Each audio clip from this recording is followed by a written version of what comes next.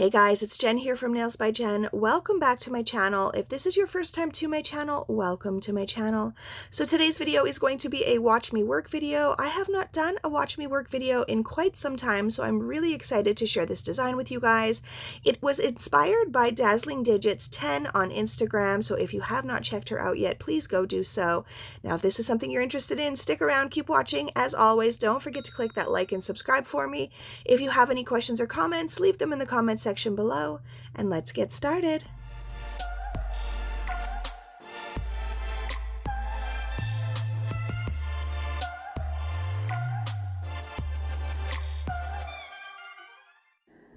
Alright guys, so I did not film the removal process. I'm going to go in next here and press back or push back the proximal nail fold so that I can expose that cuticle. So quite often I still see people using the term cuticle incorrectly. So back in the day we used to say I'm pushing back the cuticles, but really what I'm pushing back is the proximal nail fold so that I can expose all of the cuticle. The cuticle is the dead skin that we scrape off of the nail plate. The skin that we are pushing back right now, or I am pushing back right now, is the proximal nail fold. So when people are using that term and saying I'm pushing back my cuticles, or do you like your cuticles nipped, they're not incorrect because that is what we used to call them, but the term is now the proximal nail fold. There's just new information on the nail anatomy now, so I always like to try to inform people of things that I've learned, and I've learned that over the last year. So in case you were wondering, the cuticle is the dead skin we scrape off, and the skin or the tissue that we are pushing back is actually the proximal nail fold. So I'm going in with my hand file now, and I'm just going to refine that shape, and she loves them super, super pointy. And I'm also just feathering in if there's any little bits of lifting. I'm also buffing that natural nail area and getting it ready for the prep work so that I can apply all of the new color.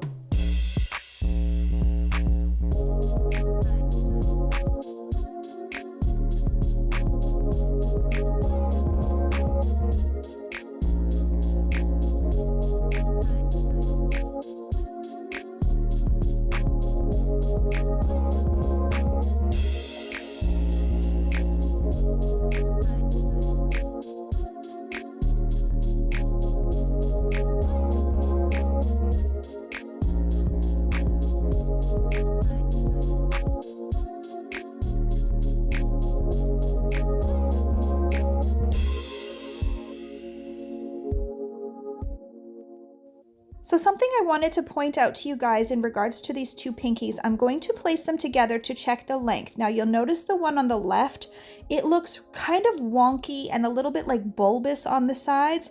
And the reason for that is because it's starting to really hook down. I wish I would have taken a picture or a video of how it looked from the side profile. So what I did was I ended up building the tip thicker, and that way I could cut out underneath and take out that arch, or the eagle talons as I like to call them, especially when they are stiletto or almond shaped. They do look like eagle talons. So I just end up cutting out underneath, and then the nails look exactly the same.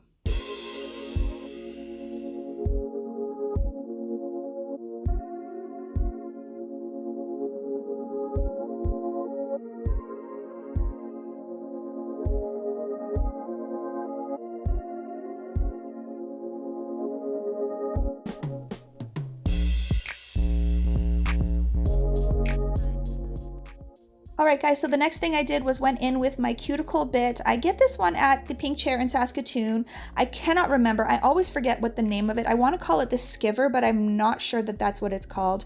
I will link it below for you guys. And I'm just going in and removing all of that cuticle. And it's also, again, sort of pushing that proximal nail fold back a little bit. Now, you will see when I get to her left hand how I do it. And this is the way I normally do it. For whatever reason, on her right hand, I just kind of, I don't even know. I didn't do it how I normally do.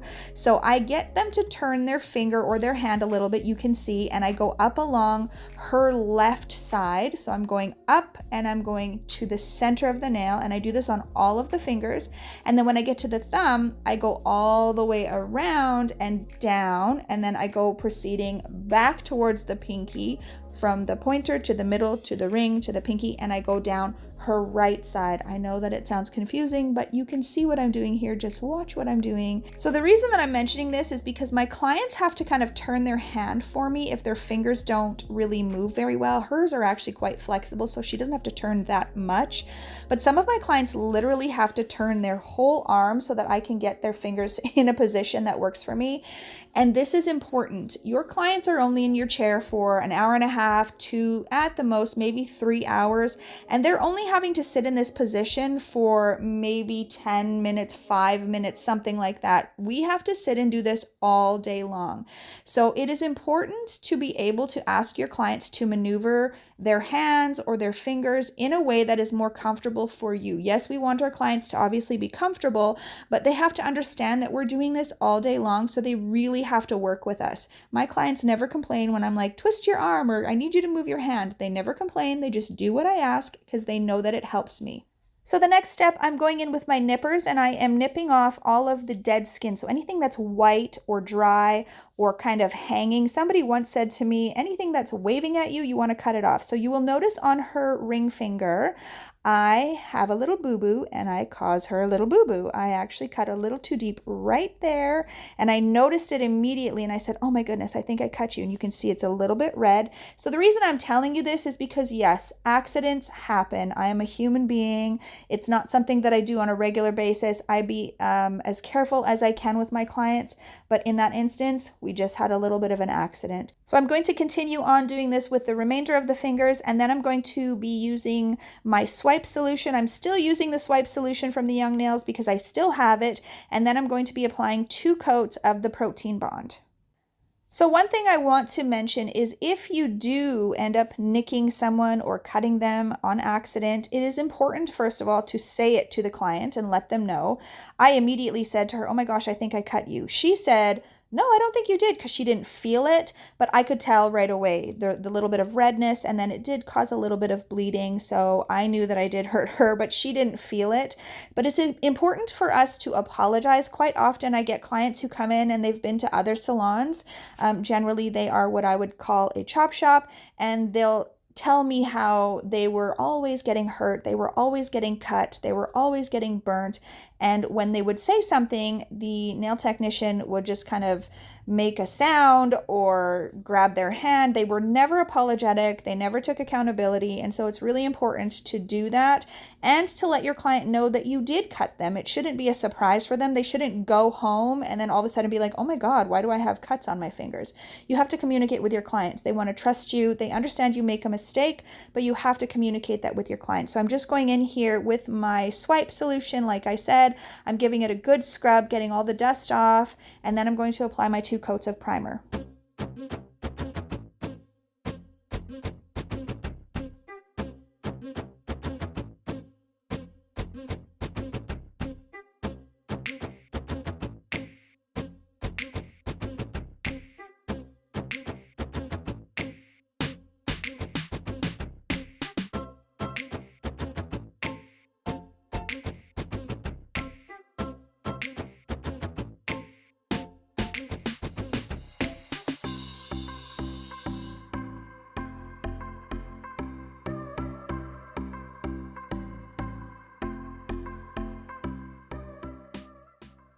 So next I needed to put the forms on the broken nails and rebuild them. So I'm just building a very thin clear layer. So this is a new form to me. I received these in a sample kit from the Ugly Duckling company. So I honestly don't know if it was just me. I could not get these forms on her. I really struggled to get them on. I had to cut them and cut them and cut them, and then I don't know, I just couldn't get them on. I'm not saying there's anything wrong with the forms. It could have just been that I'm not used to them and the shape of them, but I really struggled. So on her other finger, I did try again to use the Ugly Duckling one, but I ended up giving up and just using the ones that I have from Canada Nail Supplies that I really like. So I'm just building a thin clear layer here because I'm going to be encapsulating all of the chromes and the shimmers and glitters and pigments and mylar pieces. So I don't want to build this too thick, and I want to obviously make them into a very sharp stiletto.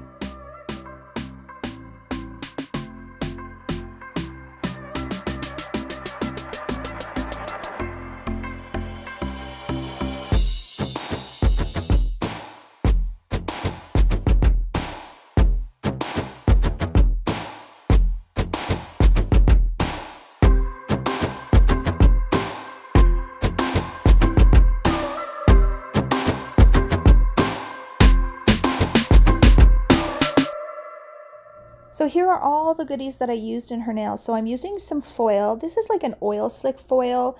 I'm also using a couple of pigments. The blue and the purple one there, I don't know. I think they're from eBay. This one here in the square jar is actually from Coco and Claire, and I believe it's the Eternity one. And then I have some flakes from Glitter Mix Canada, Blue Lagoon and Purple Rain.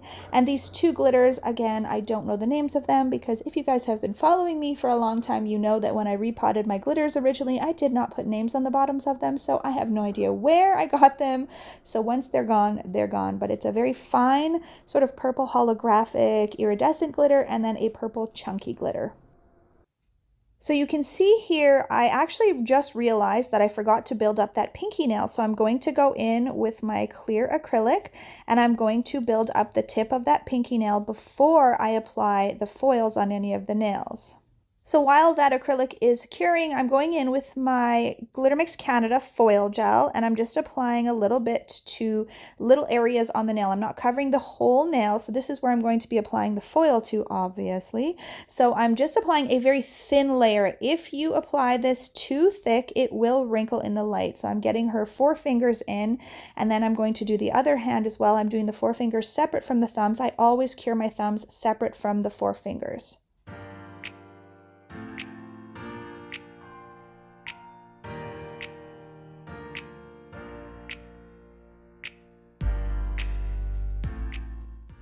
So once the foil gel has cured, which I cured it for 30 seconds, Glitter Mix Canada, I believe, says to cure it for 40 seconds, but I did for 30 and it does work perfectly fine. The pinky one didn't stick quite as well because I honestly think that the acrylic wasn't quite cured enough when I put the foil gel on, but I just wanted to get going. But it was fine. There was enough foil on the nail. You don't want to cover the whole nail. We're just doing a little bit.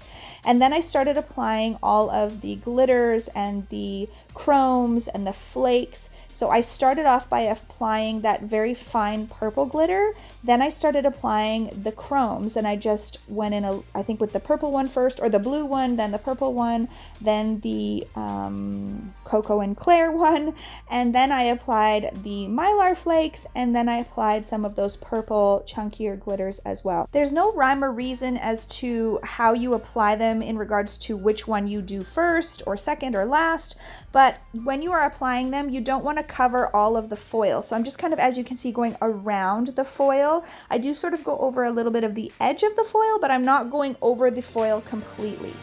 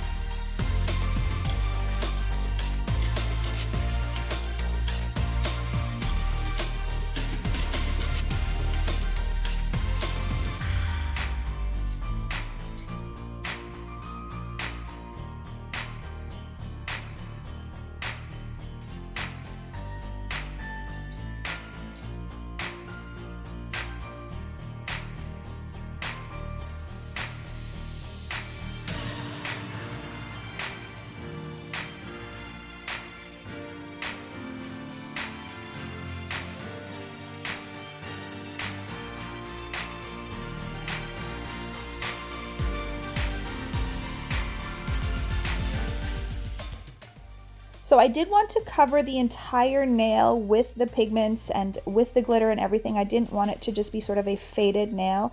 So you will see that I go back in with some of that blue chrome and I fill in the rest of the area. Now I did not put a thin clear layer down on all of her nails. Usually I do, but she always seems to get full colored nails. We don't really do anything faded on her, or if we do, it's very rare. So I just decided to go directly right onto the nail, and especially because I knew I was encapsulating and I didn't want them to get really thick with all of the layers.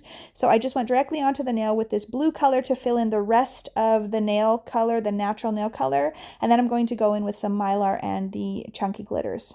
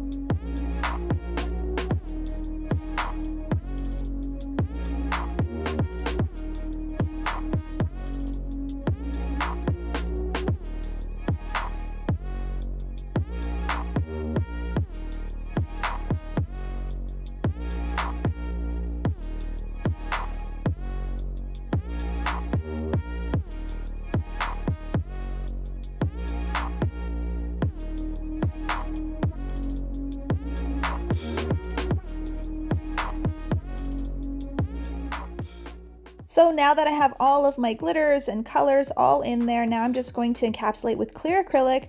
Then I'm going to file and shape them and get those points nice and sharp for her. On this pinky nail, I'm going to cut out underneath to make sure that the nail is nice and straight and I don't have any eagle talon on that one. And then we just top coat, and that is it for this design.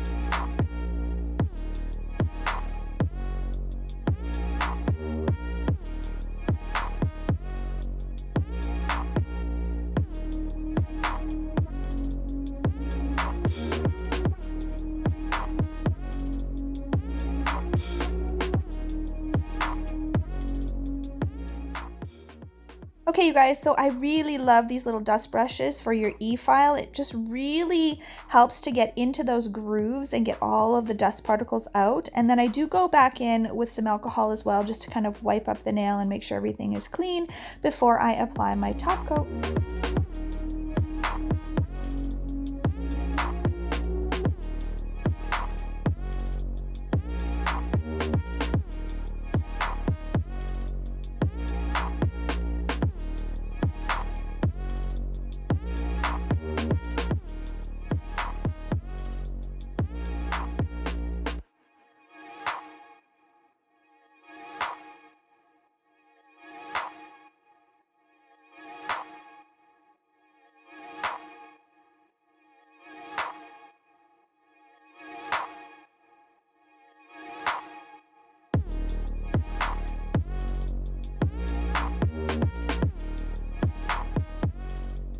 All right, you guys, that is it for this video. Thank you again to Miss Dazzling Digits 10 for the inspiration. I am obsessed with these nails, you guys. We talked about actually doing a set of pink ones, and then I was thinking, ooh, what do we did?